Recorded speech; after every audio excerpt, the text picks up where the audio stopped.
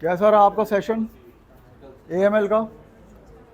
कुछ तकवीत पहुंची, कुछ टूल्स समझ आए?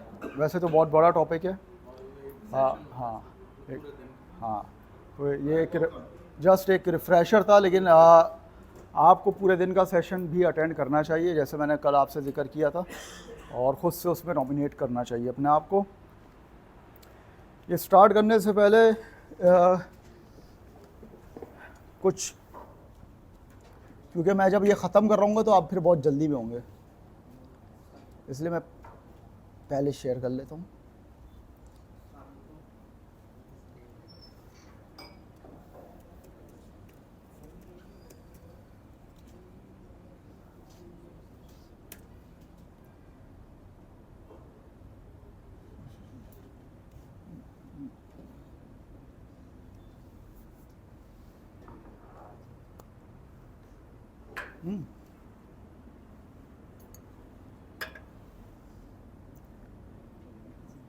किसका बोला हुआ है? अच्छा,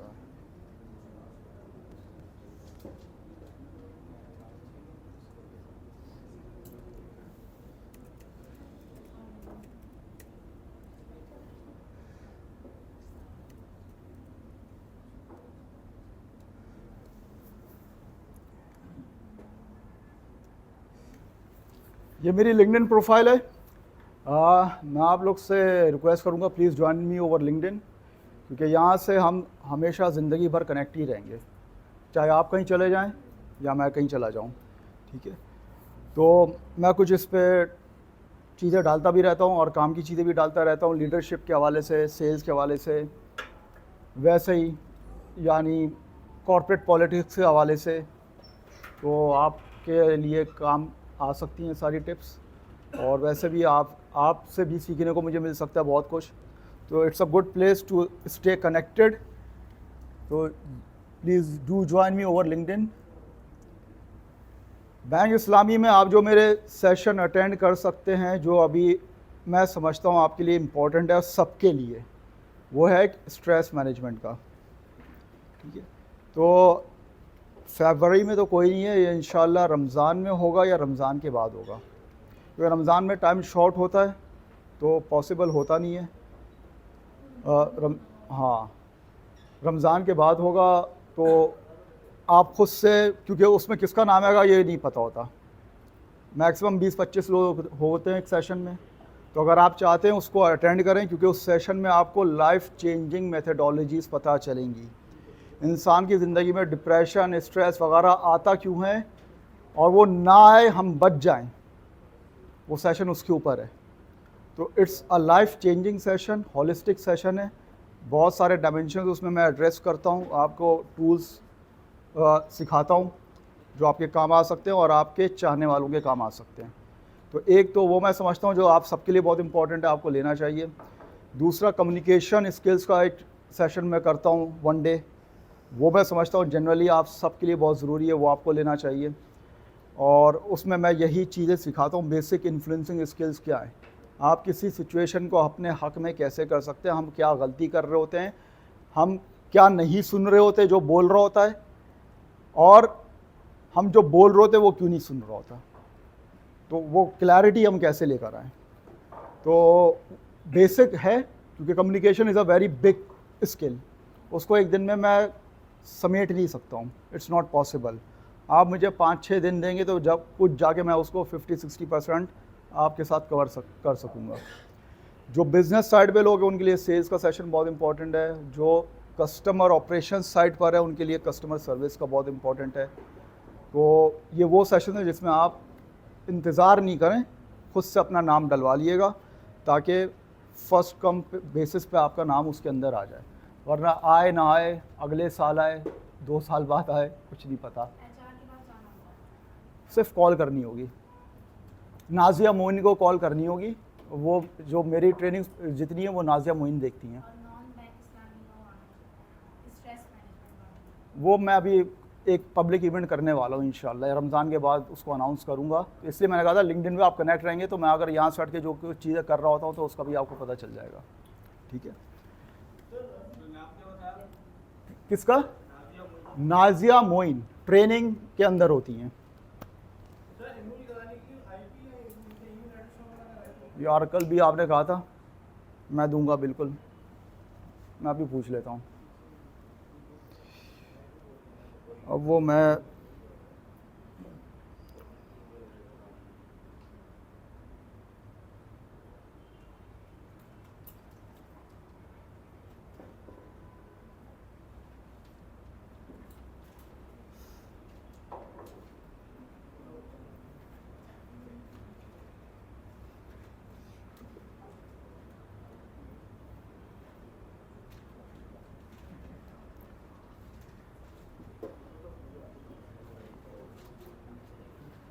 मैंने उनको टेक्स्ट कर दिया, मुझे याद दिलाएगा, मैं आप लोग को बता दूं, ठीक है।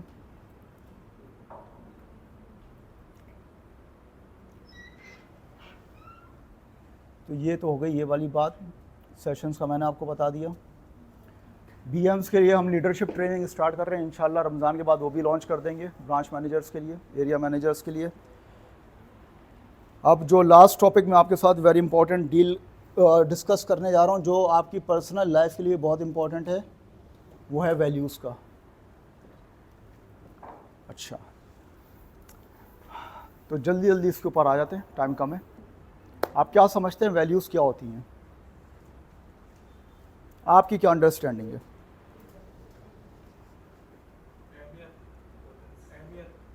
अहमियत, अच्छा। क्लोज और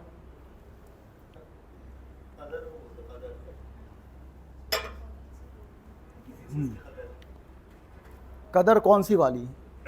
यानी प्राइस वाली, जो कीमत होती है, क्या है? फिर क्या है?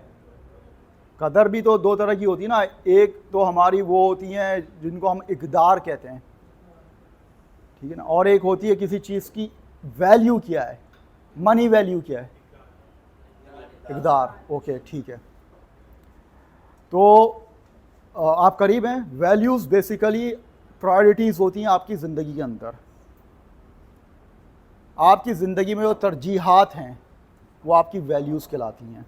इसलिए हम उनको कहते हैं ये हमारी कदरें, ये हमारी इकदार है कि हम इन बातों को वैल्यू करते हैं। हमारे यहाँ ऐसा होता है, हम ऐसा करते हैं, दोज आर आवर वैल्यूज़, ठीक है। ओके, क्या अहमियत है इसकी, क्यों डिस्कस करना चाहिए, या एक ऑर्गेनाइजेशन के लिए क्या अहमियत है? वो जो लिखता है इतना बड़ा बड़ा कोर वैल्यूज़ हमारी हैं, वो होती क्या है बेसिकली, उससे होता क्या है? समझ तो आप सही गए बिल्कुल। तरजीहात, प्रायोरिटीज़ इन लाइफ, जो भी ऑर्गेनाइजेशन होती है उसकी वैल्यूज ही उसकी बताते हैं कि ये ऑर्गेनाइजेशन की ये इक़दार है, ये वैल्यूज हैं, ये उसकी मतलब केस उसी का बनाती है। तो वायलेशन होगी तो मिशन से जो है वो हट जाएगी। वायलेशन होगी तो ये बड़ा करीब आ गया, शाबाश, ज़बरदस्त। हाँ, ये एक बात है, ये उसकी अहमियत है। वैल्यूज़ जो असल में होती हैं वो पता करती क्या हैं? वो किसी ख़ास हालात के अंदर एक ख़ास कॉन्टेक्स्ट में आपके फ़ैसले को कंट्रोल करती हैं, आपके डिसीजन को। जब वो आपके फ़ैसले को कंट्रोल करती हैं तो इसका मतलब क्या है कि वो आपके अमल को कंट्रोल करती हैं, आपके बिहेवियर को कंट्रोल करती हैं। और जब वो बिहेवियर को कंट्रोल करती हैं तो इसका क्या मतलब है कि वो असल में आपकी पूरी की पूरी लाइफ कंट्रोल करती हैं। ये अहमियत है इसकी। मतलब क्या? मतलब ये कि मुझे जो चलाने वाली चीज़ है इस वजूद को, वो मेरी वैल्यूज़ हैं। लोगों को समझ नहीं आता कि वो क्या कर रहे हैं, क्यों कर रहे हैं, ऐसा क्यों एक्ट कर रहे हैं या रिएक्ट कर रहे हैं, उसके पीछे उनकी वैल्यूज़ छुपी हुई होती हैं। सिंपल सी मिसाल है, मैं अगर आप लोग सबको ये कहूँ कि अभी आपके पास 1000 रुपये हैं और आपके पास 3 ऑप्शन हैं, आपको भूख लगी हुई है, आप चाइनीज़ खा सकते हैं, फास्ट फूड खा सकते हैं या बारबेक्यू खा सकते हैं। बताइए कि कितने लोग हैं जो चाइनीज़ खाएंगे? Show me your hands. कम, चाइनीज़ वाले हमेशा कम होते हैं, we don't like them. Okay, barbecue वाले कितने हैं? ये बात, ये जीत रहा है। फास्ट फूड वाले कम हैं थोड़े बारबेक्यू वाले से। अच्छा मज़े की बात बताऊं, ये एक मेरी अपनी एक पर्सनल रिसर्च होती है। मुझे पता चल रहा है कि पाकिस्तानी अवाम बारबेक्यू ज़्यादा पसंद करती है। मैं जब हर दफ़ा ये पूछता हूँ तो ज़्यादातर बारबेक्यू वाले होते हैं। तो क्या हुआ, सबको भूख लगी हुई है, सबके पास 1000 रुपये, 3 ऑप्शन सबके पास हैं, लेकिन यू चूज़ डिफरेंटली, क्योंकि आपकी वैल्यूज़ में फ़र्क है, इसलिए आपके डिसीजन में फ़र्क आया, आपके अमल में फ़र्क आया। और इन शॉर्ट बड़े आसानी के साथ, ये क्या चीज़ है, पूरा बताइए। रिमोट कंट्रोल, मतलब ये कि इसको छुए बगैर रिमोटली मैं इसको कंट्रोल कर सकता हूं, ऐसा ही है। तो वैल्यूज आपका रिमोट कंट्रोल होती हैं, ये आपकी असल शख्सियत होती हैं। अगर मुझे किसी इंसान को जानना है वो असल में कौन है, क्या है, कैसा है, तो मैं उसकी वैल्यूज़ को देखूंगा वो क्या है, because they are the building block of personality. ये असल शख्सियत है आपकी। ये जो है ये तो एक दिखावा है, अच्छे बनते हैं, अच्छा दिखते हैं, ये असल पर्सनैलिटी नहीं। असल तो वो है जो वैल्यूज़ है मेरी छुपी हुई हैं। अब जब ये रिमोट कंट्रोल है तो इसका मतलब ये है कि अगर जैसे कि मैं इसको कंट्रोल कर सकता हूँ और आपका ये रिमोट कंट्रोल किसी के हाथ में आ जाए तो आपको क्या लगता है वो क्या कर सकता है?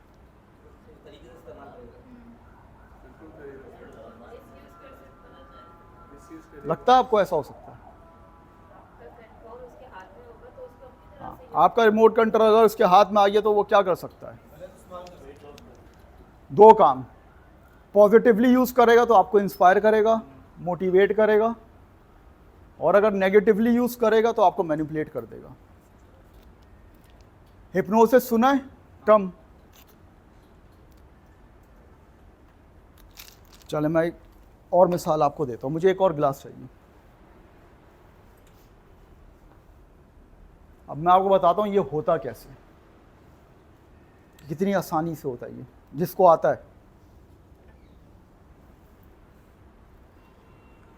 2 गिलास हैं, एक में पानी है आपके सामने, एक में कुछ नहीं है, लेकिन फ़र्ज कर लें इसमें आपकी पसंद का कोई मशरूब है, कोई भी, any drink that you like, soft drink, mocktail, cocktail, शरबत, वो सही है, कोई भी हो सकता है, ठीक है ना।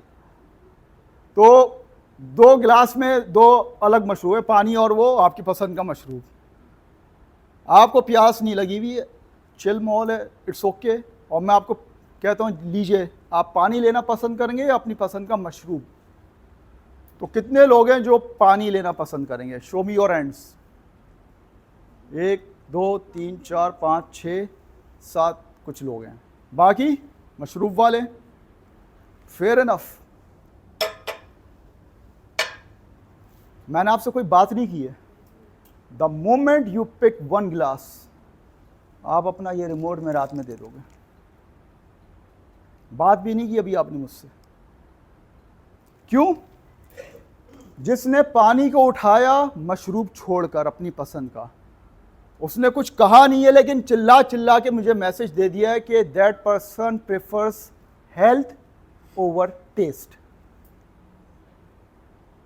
जिसने मशरूब उठाया है पानी छोड़कर, उसने मुझे मैसेज दिया खुला कि I prefer taste over health. अब मैं कुछ नहीं करूंगा, मैं अगले 10 मिनट पानी हेल्थ वाले से हेल्थ पे बात करूंगा, टेस्ट वाले से टेस्ट पे बात करूंगा, और उस 10 मिनट की विंडो के अंदर आपका जहन मुझे एक सिग्नल देगा, दानिश अंदर घुस जा, काम हो गया है, और मैं अंदर घुस जाऊंगा और वहीं पे अपना मैसेज डालूंगा जो मुझे आपसे करवाना है या जो मुझे आपको मैनिपुलेट करना है, एंड डन, हो गया हिप्नोसिस। ये होता है प्रोसेस हिप्नोटाइज करने का। मैं जब बैंकिंग में आया तो कस्टमर सर्विस के लोग मुझे कहते थे, नहीं सर हम कस्टमर के साथ आई कांटेक्ट नहीं कर सकते, मना है। मैंने कहा किसने मना किया? नहीं, वो कहते हैं वो हिप्नोटाइज कर देते हैं ऐसे ना आँख से, और इसलिए मना है। मैंने कहा जी नहीं, ऐसा कुछ नहीं है, दिस इज़ अ मिथ। आँख से हिप्नोटाइज होता ही नहीं है, हिप्नोटाइज होता है ज़बान से। तो ये गौर करो वो कह क्या रहा है।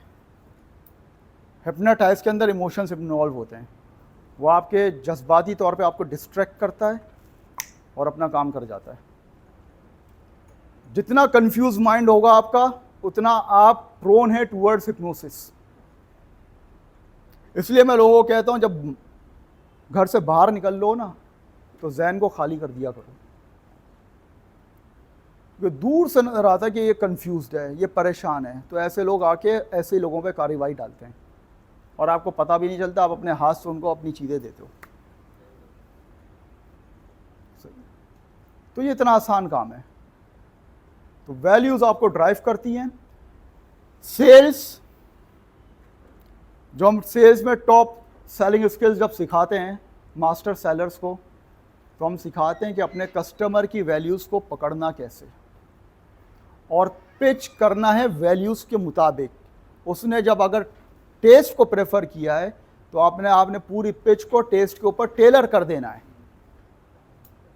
उसने हेल्थ को प्रेफर किया है तो अपनी पूरी पिच को हेल्थ के ऊपर टेलर कर देना है। कन्वर्जन आएगी, कैसे नहीं आएगी? कन्वर्जन इसी वजह से नहीं आती। एक गिलास मुझसे नहीं लिया, इनसे ले लिया भाई। क्यों भाई? ये फर्क था।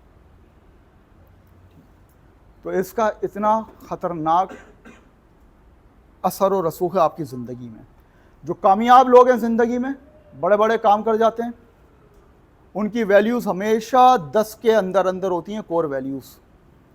जितने स्ट्रेस में, डिप्रेशन में, एंजाइटी में इस तरह के मरीज़ होते हैं, OCD वगैरह के, उनकी वैल्यूज़ 50 से ऊपर आती हैं। बात समझ आ रही है? इसका फ़र्क क्या पड़ता है? नहीं समझ आ रही, अब समझाता हूँ। इमेजिन करें कि आपके जिस्म से मैंने 50 रस्सियाँ बांध दी हैं। कितनी? 50। और हर एक रस्सी मैंने एक पहलवान के हाथ में पकड़ा दी। सही है? और फिर मैंने कहा खींचो। क्या होगा आपके जिस्म का असर? बताइए। चिथड़े उड़ जाएंगे। वैल्यूज़ यही काम करती हैं ज़हनी तौर पे, जहन को चीर के फाड़ देती हैं वो। तभी तो स्ट्रेस घुसता है, तभी तो डिप्रेशन घुसता है। समझ लें 50 पहलवान आपके जहन को 50 मुख्तलिफ डायरेक्शन में खींच रहे हैं। आपके जहन को समझ ही नहीं आ रहा जाना कहाँ है। जिसने ज़्यादा जोर लगाया अब उस तरफ निकल गए, फिर जिसने ज़्यादा लोग इधर। ये लाइफ में यही चलता रहता है। आपको समझ ही नहीं आता क्या करना है, कैसे करना है, कोई क्लैरिटी नहीं होती है। कहते हैं मुझे समझ नहीं आता क्या करना है लाइफ में, इसलिए क्योंकि रस्सियाँ ज़्यादा बंधी हुई आपकी। आपको ज़रूरत है कि वो रस्सियाँ काटें और 10 के अंदर अंदर लेकर आएँ, तब क्लैरिटी आएगी लाइफ में और तभी गोल अचीवमेंट पॉसिबल होगा। और जैसे भाई ने एक बात कही थी कि वैल्यूज़ के जो एक और इम्पॉर्टेंट क्वालिटी है वो ये कि अगर वो आपके गोल से मैच नहीं कर रही है, भूल जाएं आपका गोल अचीव होगा। मेरे पास एक क्लाइंट आया था, अभी तकरीबन पिछले साल की बात है, 8-9 महीना तो हो गया इस बात को। ज़्यादा 27-28 साल का लड़का था। क्या कहा कि भाई, मैंने कहा कि जी क्या मसला है? क्या मसला ये है कि मेरे पैसे नहीं बढ़ पा रहे, मैं बहुत काबिल हूँ, सब कुछ हूँ, मेरे इतने पैसे होने चाहिए, मतलब 10 लाख होने चाहिए, लेकिन मैं 3 लाख पे फंसा हुआ हूँ, तो फाइनेंशियली मैं फंसा हुआ हूँ। अच्छा जी। अब सेशन स्टार्ट हुआ तो हमने उसको खोदना शुरू किया, निकालना शुरू किया, मसला क्या है। अच्छा, चीज़ सामने आई कि भाई उसके पास 10 लाख की ऑफ़र थी, उसने एक्सेप्ट नहीं की। मैंने कहा ये क्या पागलपन है? आप सोचेंगे हैं ये क्या हुआ, 10 लाख के, और मैं बंदा हूँ, मैं जाना भी चाह रहा हूँ, अबे मेरे पास चीज़ प्लेट में सामने रख के आई भी है और मैंने नहीं ली, मुझे जाना भी है, मैंने ली भी नहीं। पता है क्यों? क्योंकि वो IT का बंदा था, वो अभी एक 9 to 5 वाली जॉब कर रहा था, डे जॉब कर रहा था।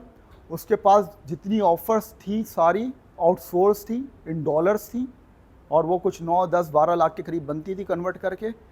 लेकिन उसके जहन में ये वैल्यू थी, ये तरजीह थी कि रात सोने के लिए होती है, रात जागा नहीं करते, रात जागोगे तो सेहत ख़राब हो जाएगी, बीमारियाँ लग जाएगी, फला फला फला बहुत सारी चीज़ें।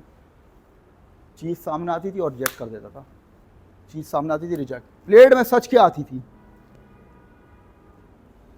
और डे जॉब में वो पैसे नहीं मिल रहे थे, क्योंकि पाकिस्तानी उसमें मिल रहे थे ना, डॉलर में कन्वर्जन में ज़्यादा मिल रहे थे। तो फिर हमने उसकी वैल्यूज़ को चेंज किया। आज वो नाइट जॉब कर रहा है, पैसे कमा रहा है, 3 महीने के अंदर ही अंदर उसको दूसरी जॉब मिल गई सेशन के बाद। ये फ़र्क पड़ता है। तो गोल से जब भी वैल्यू मैच नहीं करेगी, गोल के साथ वायलेट करेगी, भूल जाए गोल अचीव हो सकता है। हर गोल के लिए अलग सेट ऑफ वैल्यूज़ आपको चाहिए होती हैं। तो बिल्कुल इसी तरह ऑर्गेनाइजेशनल वैल्यूज़ होती हैं आपकी, जिसको हम कहते हैं कोर वैल्यूज़। वो क्या बताती हैं कि आपने क्या करना है, क्या नहीं करना। वो आपके बिहेवियर को बताती है ना। वैल्यूज़ आपका बिहेवियर डिक्टेट करती हैं कि वो क्या होना चाहिए लाइफ में। तो इसी तरह ऑर्गेनाइजेशनल कोर वैल्यूज़ जो हैं वो क्या बताती हैं कि भाई एम्प्लॉयज़ ने क्या करना है, क्या नहीं करना है। आइए जल्दी जल्दी इसको देखते हैं कि हमारी कोर वैल्यूज़ हमसे क्या कह रही हैं। सबसे पहले मैं स्टार्ट करूँगा पीपल सेंट्रिक से।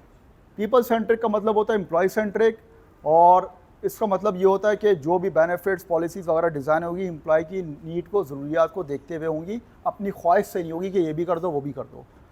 तो ये जो कोर वैल्यू ना, ये बेसिकली ये टूवर्ड्स मैनेजमेंट है, इस पर हमने कुछ नहीं करना है।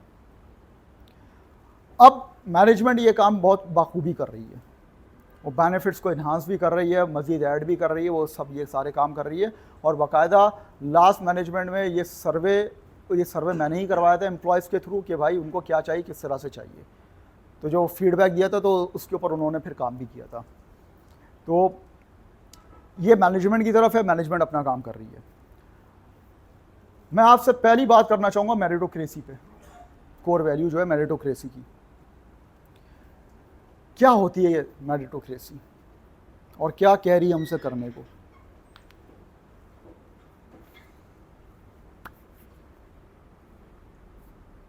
काबिलियत में किसी को आगे लाया जाए।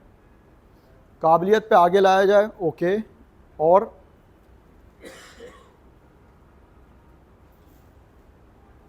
आसान अल्फाज में मेरिट को अचीव करना मेरिटोक्रेसी कहलाता है। समझने की जरूरत यह है कि मेरिट होता क्या है। बचपन से सुनता है मेरिट मेरिट मेरिट, मुझे तो बड़ा तंग किया इस लफ्ज़ ने, क्योंकि मैं कभी मेरिट पे आता नहीं था। सही है, अज़ाब बन गया था ज़िंदगी के लिए, जान छूटी यार। अच्छा, तो Positioning a person as per his or her capital ability. हाँ, ये जो हमने समझा हुआ है एक पहलू, वो तो सही है। मेरिट असल में सिर्फ मेरिट क्या है, अगर मैं खाली मेरिट को लिटरल टर्म्स में बताऊं कि ये मेरिट होता क्या है। जिस चीज़ का हकदार है तो वो वैल्यू देनी चाहिए। अच्छा, सही जगह पे सही ओपनिंग आप लें, सही डिसीजन लें। चले बी को chronic. Merit is criteria, it's criteria किसी भी चीज़ का। हर काम को ज़िंदगी करने के एक से ज़्यादा तरीके होते हैं। मिसाल के तौर पे 5 तरीके हैं काम को करने के, उन 5 में से जो सबसे बेहतरीन तरीका है ना, वो उस काम का मेरिट है, वो उस काम का क्राइटेरिया है। The best way of doing something is it's merit. तो मेरिटोक्रेसी क्या है? मेरिट को अचीव करना। कोर वैल्यू सबसे क्या कह रही है? मेरिटोक्रेसी को अचीव करना है, मतलब अपने काम को बेस्ट वे में करना है। अब आपका जो कोई भी रोल है, अब मुझे नहीं पता वो क्या है, आप अपने काम को किसी और से ज़्यादा बेहतर जानते हैं, मैं नहीं उसमें आपको गाइड कर सकता। आपको पता होना चाहिए आपके काम का मेरिट है क्या। तो अब ये एक भारी चीज़ आपकी तरफ आ रही है, ये पहली एक्सपेक्टेशन है जो आपकी तरफ आ रही है बैंक की तरफ से। क्या कि आपने पहले तो आइडेंटिफाई करना है जो कुछ भी आपको रोल असाइन है उसको करने के कितने तरीके हैं, उसमें डिलीवर करने के, और उसमें से फिर बेस्ट तरीका कौन सा है। आपने फिर अपने तरीके को उस तरीके से मैच करना है कि आपका तरीका बेस्ट तरीके से मैच कर रहा है या नहीं कर रहा। अगर कर रहा है, बेहतरीन, आप ऑलरेडी मेरिट अचीव कर रहे हैं। नहीं कर रहा, गैप है, अब उस गैप को कवर करना है आपने हर हालत में। और वो कैसे होगा? Through learning and development, through training, through coaching, through mentoring. ये सारे वो मीडियम्स हैं जो इस गैप को कवर करेंगे। सही है। तो ये फिर आपने मीन्स यूज़ करने हैं। मेरिट के बाद इनोवेशन। अब ये क्या चीज़ है? जिद्दत लाना। हाँ, आप उसको डिफरेंट तरीके से करें। डिफरेंट तरीके से करें, लेकिन वो डिफरेंट हो क्या, यानी क्या मुख्तलिफ क्या होना चाहिए, और डिफरेंट करने से फ़ायदा क्या होगा? कन्वीनियंट हो, easiest हो। ईजीएस्ट हो, दैट्स क्लोज। बिल्कुल, मतलब ये है कि इनोवेशन तो बहुत आजकल कॉर्पोरेट वर्ल्ड में बोला जाता है, innovation innovation, we are very innovative, we are innovative thinkers, we like innovation, लेकिन समझता कोई नहीं है। बोलते मुंह भर भर के सारे हैं।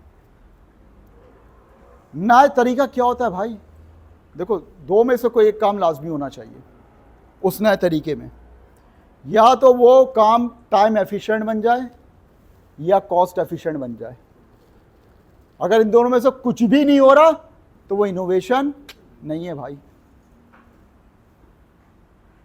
पहले 1000 सीसी गाड़ी एवरेज देती थी 12-13 का, अब 2000 सीसी गाड़ी 20-22 का एवरेज देती है कि नहीं है? इंजन बड़ा हो गया है, पावरफुल हो गया है, एवरेज कम हो गया है, बढ़ गया है गाड़ियों का। That is innovation. Cost efficiency आ गई। पहले ऊँटों पे सफ़र किया जाता था, घोड़ों पे बैठ के किया जाता था, बहुत टाइम लगता था। गाड़ियाँ आ गई, जहाज़ आ गई, एक यहाँ से वहाँ दुनिया के कोने में, टाइम बच रहा है। That is innovation. ठीक है, तो कोर वैल्यू कह रही है कि हमें इनोवेशन करनी है अपने काम के अंदर। मतलब ये है कि उसको मज़ीद टाइम एफिशिएंट बनाना है या कॉस्ट एफिशिएंट बनाना है। ये एक्सपेक्टेशंस हैं हमसे अब। तो अब मुसीबत की बात यह है कि इनोवेशन उस वक्त तक नहीं हो सकती जब तक कि मेरिट अचीव ना हो। पहले तो मेरिट अचीव करेंगे ना आप, उस काम को बेहतरीन तरीके से करेंगे, फिर नेक्स्ट लेवल पे लेके जाएंगे ना। इसका मतलब क्या हुआ?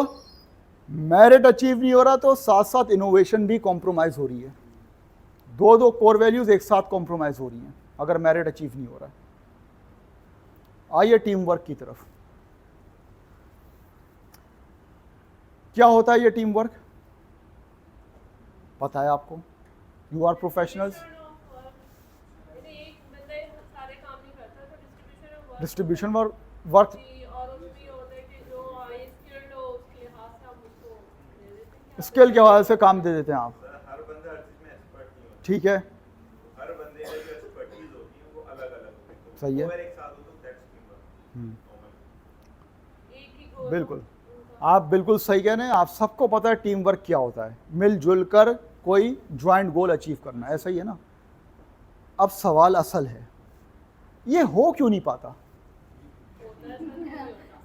है? पता तो सबको है, सवाल तो अब है। टीम बनानी पड़ती है, टीम को एक उस पे पेज पे लाना पड़ता है, हो जाता है। हाँ, एक पेज पे लाना पड़ता है। आज इस पेज को समझ लेते हैं ये क्या है। सही है ना, ये समझ नहीं आता ना असल में लोगों को, ये हो क्यों नहीं पाता है। देखें, इसकी जड़ मैं आपको बता देता हूँ। ये काम कर लेंगे ना, तूफ़ानी टीम क्रिएट कर लेंगे आप लोग। ज़ाती तौर पे मैं टीम बिल्डिंग के सेशंस नहीं करता हूँ जाके, मैं सारे ज़्यादा ट्रेनिंग्स करवाता हूँ, लेकिन टीम बिल्डिंग नहीं करवाता, क्योंकि मुझे इख्तिलाफ़ है जिस तरह से टीम बिल्डिंग की ट्रेनिंग करवाई जाती है।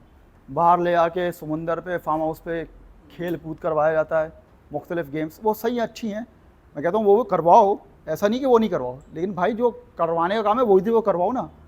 उसके बाद भी टीम नहीं बनती। मज़े की बात ये, अगर आपने कभी अटेंड किया हो तो आपको पता होगा टीम बनी या नहीं बनी। सही है, मैं कहता हूँ मुझे कमरे में बिठा के दे दो लोगों को, मैं वहाँ से जो है ना टीम बिल्डिंग का सेशन करूँगा और मैं चेंज ले आऊँगा। वो कहते हैं हाँ हमारे नहीं समझ आ रहा है यार। मैं कहता हूँ तुम भी मेरे नहीं समझ आ रहे, नहीं कर रहे हम काम, जाओ। हम दुनिया में अकेले आए, जाएंगे भी अकेले, लेकिन ये जो अकेले आने जाने के दरमियान का सफ़र है ना, ये हम अकेले गुजार नहीं सकते।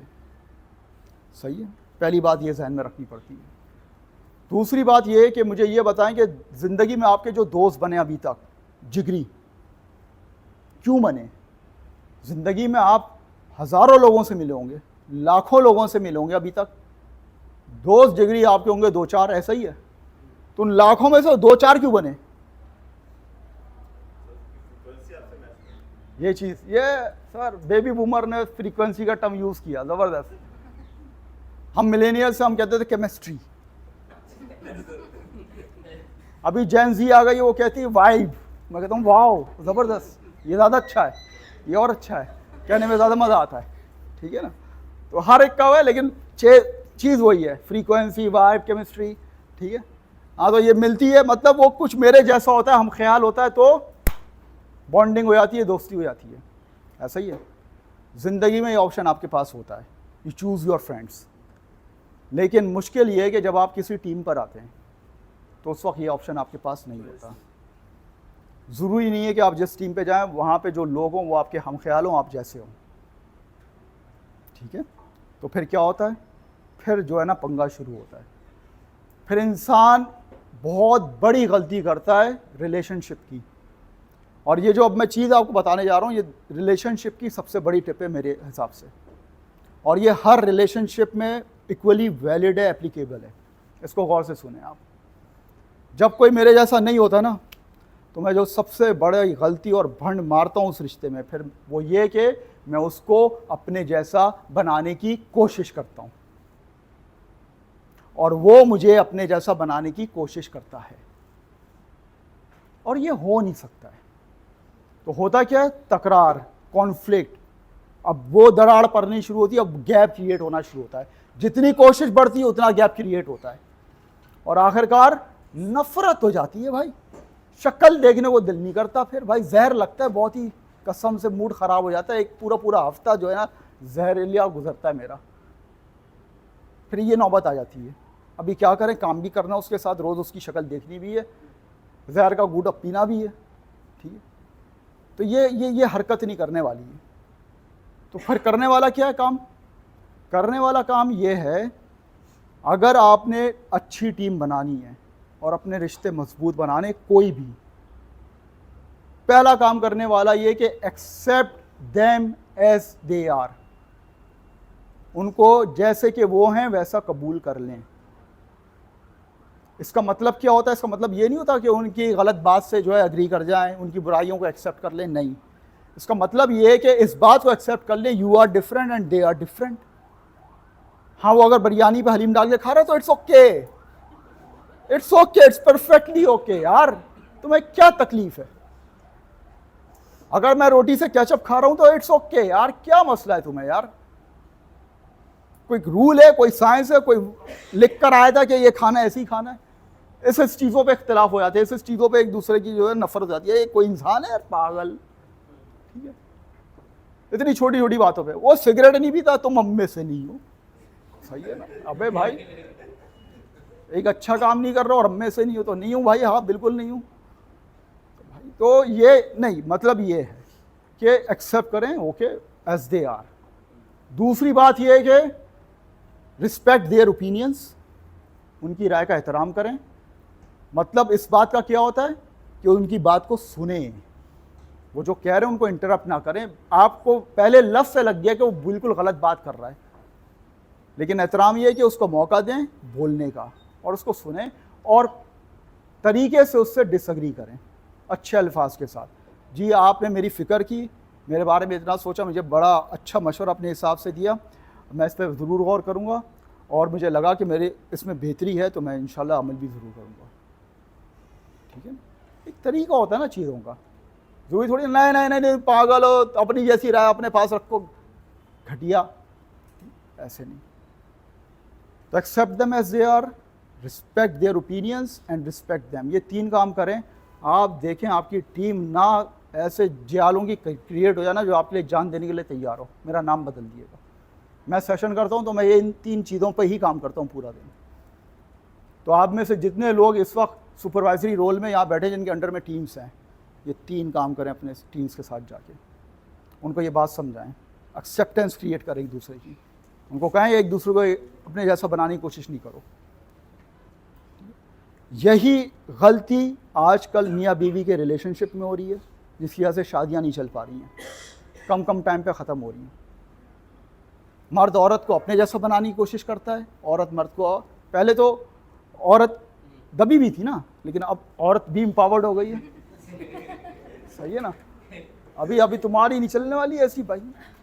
अब हो रहा है मसला। पहले तो मर्द बना लेता था, वो ढल जाती थी, मान जाती थी, सुन लेती थी। अभी अब वो एम्पावर्ड है, अब करके दिखाओ बेटा। सही है? अब वो कहती है नहीं तुम मेरे जैसे हो जाओ। अब होता है पंगा शुरू। ये अब जो टकराव है ये रिलेशनशिप को ख़राब करता है। ये करने का काम नहीं है, किसी भी रिश्ते में ये करने का काम नहीं है। घर में 2 भाई 3-4 भाई बहन है, वो मुख्तलिफ होंगे, आपस में ये करने का काम नहीं है। हर रिलेशनशिप में इक्वली वैलिड है। तो ये 3 चीज़ें फॉलो करें। कोर वैल्यू आपसे ये कह रही है मेरे हिसाब से कि आपने एक्सेप्ट करना है, आपने रिस्पेक्ट करना उसके ओपिनियन को और उसकी ज़ात को। ये 3 काम आपने लाजमी करने, कल्चर एकदम सीधा हो जाएगा। ये जड़ है कल्चर कहीं पे भी ख़राब होने की। आ जाएं शरिया एक्सीलेंस की तरफ तेज़ी के साथ। शरिया एक्सीलेंस ये कहती है कि जो कुछ SOPs प्रोडक्ट और ये सब बनेगा वो शरिया के ऐन असूलों के मुताबिक बनेगा, कोई गैप नहीं होना चाहिए उसके अंदर। तो इस हिसाब से ये कोर वैल्यू है टूवर्ड्स शरिया। इसके ओनर्स शरिया बनते हैं। लेकिन मैं थोड़ा बदतमीज़ इंसान हूँ, मैं रुकता नहीं हूँ। मैं कहता हूँ नहीं शरिया तो है, हमारे लिए क्या है? हम भी तो हैं। हमारे लिए शरिया एक्सीलेंस क्या है? कोर वैल्यू हमसे भी कुछ करने को कह रही है। GTOs आए हुए थे एक दफ़ा, पहले की बात है। मैंने कहा भाई क्या है शरिया एक्सीलेंस तुम्हारे लिए? सोच में पड़ गए। मैंने कहा देखो यार मैं तुम्हें बताना चाहता हूँ, तुम्हारे लिए शरिया एक्सीलेंस ये है कि जितनी ख़वातीन बैठी हैं सब नकाब करेंगी, जितने लड़के बैठे हैं सब दाढ़ियाँ छोड़ना शुरू कर दें, बढ़ाना शुरू कर दें, एक मुट्ठी दाढ़ी रखनी है, ऐसे सबकी आंखें बाहर निकल आई, ये देख रहे हैं। फिर एक ने हिम्मत करके बोला सर ये पहले तो नहीं बताया था। मैंने कहा क्यों? अगर बताते तो नहीं आते। पता नहीं। मैंने कहा भाई ओ सीरियस हो गए ना, टेंशन में आ गए। सर ये तो ऐसा तो है नहीं, और भी तो किसी का नहीं है, हमने तो नहीं देखा। मैंने कहा अरे ये पॉलिसी अभी तो आई है 2 दिन पहले। अब बहुत टेंशन में हो गया, भाई ये क्या हो गया यार? अब बॉन्ड भी साइन कर दिया, 2 साल से पहले छोड़ भी नहीं सकते, अब क्या करें क्या नहीं करें। मैं खेलता हूँ ना, मज़ा आता है खेलने में। तो बताए ना क्या है, वरना फिर ऐसे ही मैं बताऊंगा कि भाई नकाब करना है, दाढ़ी बढ़ानी है। पहली चीज़, 3 बातें जहन में रखें। बातें तो बहुत सारी हैं, टाइम कम है। एक चीज़, एक टर्म यूज़ होती है रूहानियत में कल्ब के अमराज, और अंग्रेज़ी में उसको हम कहते हैं स्पिरिचुअलिटी में the sins of the heart. ठीक है? तो उसके अंदर दिल के बड़ी बड़ी बुराइयां बताई जाती हैं। तो जो सबसे बड़ी बुराई है वो है तकब्बुर। उसको ख़त्म करना है, ये शरिया एक्सीलेंस होगी। और तकब्बुर समझ ले क्या होती है? कोई बता सकता है? ये तो बता सकते हैं। किसी को अपने आप से कमतर जाना, हाँ वेरी को एक्सपर्ट माना। एग्जैक्टली। प्राउड श्राउड तो ये छोटी चीज़ है, ये आना है, इस पर इतना वो गज़ब नहीं है। गज़ब है तकब्बुर के ऊपर ज़्यादा, कि अपने आप को बरतर समझना और अगले को कमतर समझना, ये है तकब्बुर। और रसूल अल्लाह सल्लल्लाहु अलैहि वसल्लम कहते हैं कि जिसके दिल में राई बराबर तकब्बुर आया तो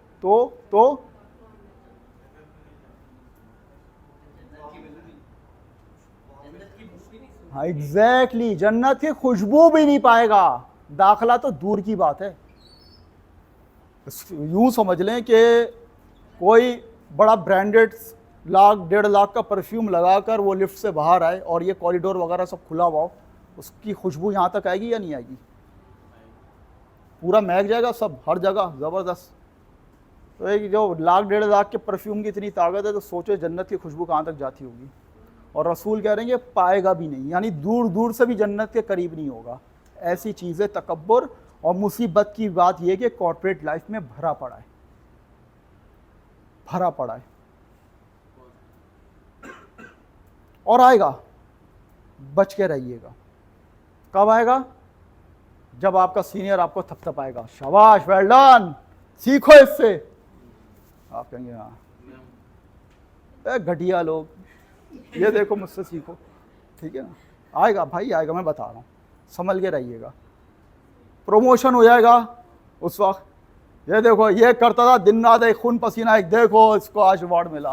अब हो गया हाँ, अब मैं तुम लोग को बताऊंगा, अब तुम मेरे अंडर में आ गए हो, अब मैं तुम लोग की बजाऊंगा।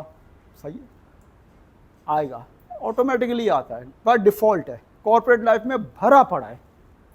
और ये सबसे बड़ी जो है ना तबाही है दिल की, काबू कीजिएगा। यही वो लम्हात होते कामयाबी वाले जहाँ पर ये दाखिल हो सकता है। तो अपनी कामयाबी पे ना ज़रा मोहतात रहिएगा, तो आप इंशाअल्लाह बचे रहेंगे। दूसरी चीज़ जिससे बचना चाहिए वो है हसद। अब ये क्या होता है? जेलसी।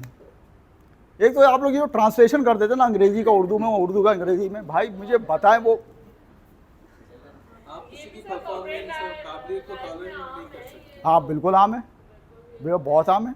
किसी की काबिलियत और उसकी परफॉर्मेंस को आप टॉलरेट नहीं करते, बर्दाश्त नहीं हो रही है, बर्दाश्त नहीं। और बिल्कुल अच्छा है। वो मेरे पास नहीं है तो मैं हाँ मतलब उससे मतलब हाँ मसद हाँ, तो क्या है, करीब आ रहे बता नहीं पा रहे। कम ऑन यार, ये तो इसकी अचीवमेंट्स में किसी को कुछ मिला है तो आप जेलस तो अच्छा आपको बुरा प्रेजेंट लग कर रहा है, गया। आप कुछ करता हसद ये है कि किसी के पास कुछ देखा, कोई कामयाबी देखी, कुछ भी देखा, और ये कि भाई ये इसके पास कैसे है, तो मेरे पास होना चाहिए था। मैं डिजर्व करता हाँ मैं डिजर्व करता हूँ, इसके पास कैसे। अच्छा चलो ये भी बुरा नहीं था। हसद यहाँ ये नहीं होता है, हसद आगे होता है इससे ज़रा, इससे ले मुझे दे दे। एक तो ये ना कि मेरे पास भी होना चाहिए, इट्स गुड, ये तो हेल्दी कंपटीशन है, इंसान इससे आगे बढ़ता है। लेकिन हसद कुछ और है। हसद ये कि ए अल्लाह इससे ले ले और मुझे दे दे, ये है हसद, कि सिर्फ मेरे पास हो, उसके पास ना हो, वो जलीलो ख्वार रहे। ठीक है, तो इसको ये यूँ समझ लें, मैं अपने पे मिसाल रख के देता हूँ। मैं ट्रेनर हूँ, बहुत सारे लोगों को बहुत सारी चीज़ें सिखाता हूँ, और यकीनन बहुत सारे लोग ज़िंदगी में मुझसे ज़्यादा आगे निकल गए हैं। ठीक है, अब एक दिन ऐसा हो कि मैं बाहर निकलूँ, रक्षा रोकूँ, ए रक्षा इधर बैठूँ, रक्षा में घर निकलूँ, सिग्नल पे प्राडो आए, बराबर में रुके, मैं देखूँ उसमें मेरा एक पार्टिसिपेंट बैठा हुआ है जिसको मैंने ट्रेनिंग कोई दी थी, सिखाई थी, और मैं देख के उसको कहूँ अबे ये क्या, अबे ट्रेनर में प्राडो उधर, ये कैसे हो गया? या अल्लाह ताला, ये क्या है, प्राडो इधर रक्षा उधर होना चाहिए था। समझ रहे हैं? तो जब मैं ये हरकत करता हूँ ना, ये हसद, तो मैं कर क्या रहा हूँ? नाउज़ु बिल्लाह, मैं अल्लाह की ज़ात पर उंगली उठा रहा हूँ कि तुझसे गलत फैसला हो गया है। हमें समझ भी नहीं आती हम कर क्या रहे हैं।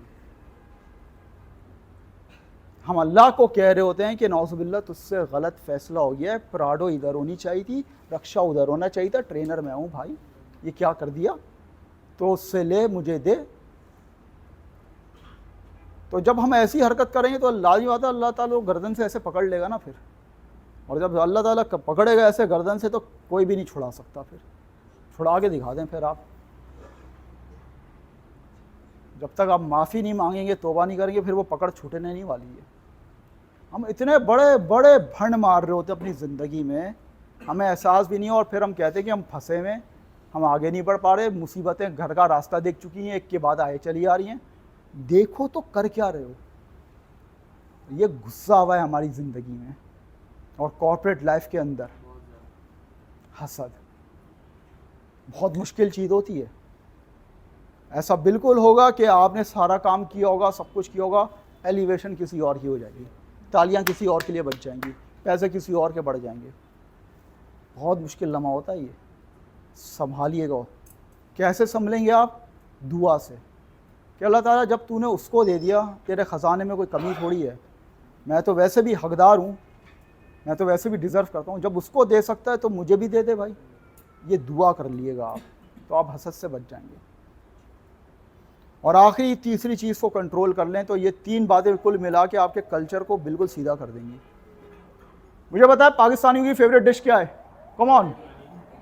बिरयानी ना, कोरमा और दाल चावल। ये कौन है जो कह रहा है पाकिस्तानियों की फेवरेट डिश दाल चावल है? हक खाना अब करीब आ रहा है। सही है। पाकिस्तानियों की फेवरेट डिश है गंदम की रोटी। नहीं सर ख्याली गंदम की रोटी तो मैं नहीं मिलाता। नहीं नहीं नहीं, आप नहीं पहुंच पाओगे। पाकिस्तानियों की फेवरेट डिश है गीबत।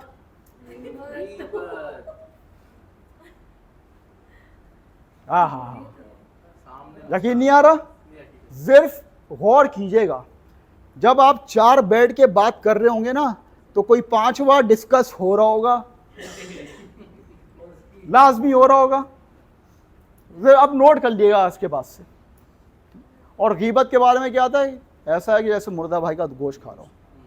कॉर्पोरेट लाइफ में घुसी पड़ी है गीबत, बहुत ज़्यादा घुसी पड़ी है। और ये इतनी बड़ी चीज़ है ना, अगेन फिर वही हम कहते हैं कि यार मुसीबतें आ रही हैं, हम समझ नहीं पा रहे। आपने किसी के साथ कुछ होता हुआ देख लिया, अगर देख लिया आपने, आपको पता चल गया और आपने सब में बता दिया बीबीसी बन के कि हाँ भाई उसके साथ ऐसा हो गया, वो तुझे पता है, अब उसने बुलाया बॉस ने कमरे में, वो उसको दी है, वो दी है, कसम से शक्ल देखने वाली थी उसकी यार, ऐसा लाल टमाटर हो गया था, धुएं निकल रहे थे उसके, ऐसा यार तो देखता यार क्या सीन था, रोने जैसा था यार, रोया नहीं, बस आंसू नहीं निकले, ये हालत हो गई थी। चीख चीख के आपने पूरा सबको बता दिया। भाई आपने देख लिया तो देख लिया यार, खामोश रहते नहीं, बता दिया सबको। एक चीज़ पे जब अल्लाह ताला ने पर्दा डाला हुआ है, तो आप कौन होते वो पर्दा उठाने वाले? इतना बुरा अमल है ये। आप अल्लाह को सुपरसीड कर रहे हो ना फिर एक तरह से। फिर हम कहते हैं यार मुसीबत आ गई है ज़िंदगी में, ऐसा है वैसा है।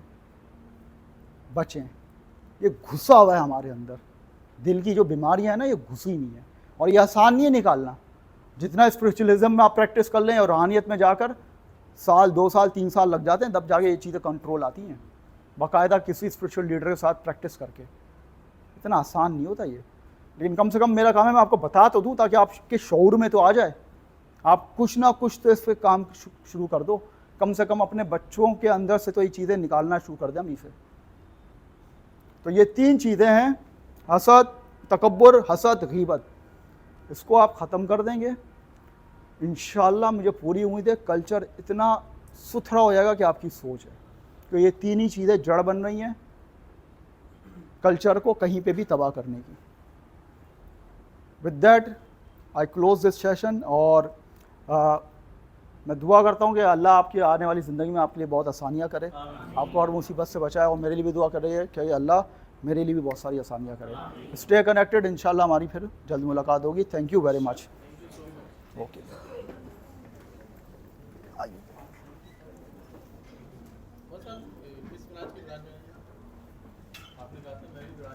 नहीं नहीं, मैं तो मिसाल दे रहा था, बन के मिसाल दे रहा था। हाँ, मैं बैंक इस्लामी का स्टाफ हूँ, बिल्कुल।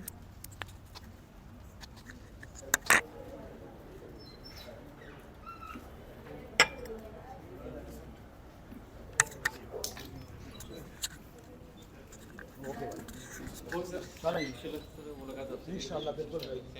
आप कहाँ पे?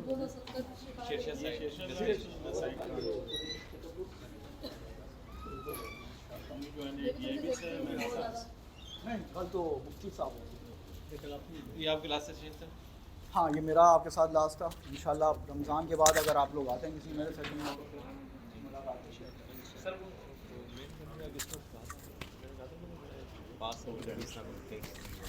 वो आप मेल करेंगे ताबिश को, या ताबिश को बेसिकली करिएगा। ताबिश मैनेजर है, असिस्टेंट मैनेजर है। ओके सर, अल्लाह हाफ़िज़। तो ताबिश को कर दिएगा। बहुत अच्छा सेशन रहा।